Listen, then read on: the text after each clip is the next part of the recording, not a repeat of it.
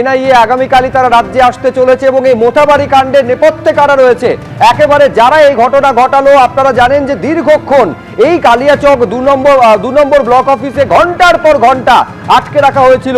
এই ব্লক অফিসের যে দুটো গেট সেটা আটকে রাখা হয়েছিল ঘন্টার পর ঘন্টা। 12 নম্বর জাতীয় সড়ক অবরুদ্ধ ছিল এবং প্রশ্ন উঠেছিল যে আগাম খবর থাকা সত্ত্বেও এই ধরনের ঘটনা নিয়ন্ত্রণের জন্য প্রশাসন কেন কোনো ব্যবস্থা নেয়নি।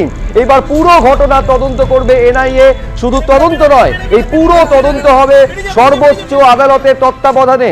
তার কারণ 6 এপ্রিল পুরো ঘটনার তদন্তের প্রাথমিক রিপোর্ট সুপ্রিম কোর্টে জমা দিতে হবে এনআইএ কে। একদম আপনাদের জানিয়ে রাখি যে বড় খবরে, অন্যতম গুরুত্বপূর্ণ খবরে আমরা নজর রেখেছি। মোথাবাড়ি কাণ্ডে তদন্ত করবে এনআইএ, ন্যাশনাল ইনভেস্টিগেশন এজেন্সি। সিদ্ধান্ত জাতীয় নির্বাচন কমিশনের। আগে জানানো হয়েছিল সিইও দপ্তরের তরফে যে তদন্ত করবে সিবিআই, কিন্তু সিবিআই নয়, তদন্ত করবে এনআইএ। জানিয়ে দিল নির্বাচন কমিশন। জাতীয় নির্বাচন কমিশনের সিদ্ধান্ত, মালদার মোথাবাড়ির ঘটনায় তদন্ত করবে এনআইএ। জাতীয় নির্বাচন কমিশন জানালো তদন্ত করবে এনআইএ। কথা বলছে আমাদের সঙ্গে রয়েছেন আমাদের প্রতিনিধি রুমা পাল। রুমা, তাহলে কাদের কাদের গাফিলতি ছিল, কোথায় গাফিলতি হয়েছিল, নেপথ্যে কারা, এই সমস্ত খতিয়ে দেখবে এনআইএ। কালকেই আসছে এনআইএর টিম।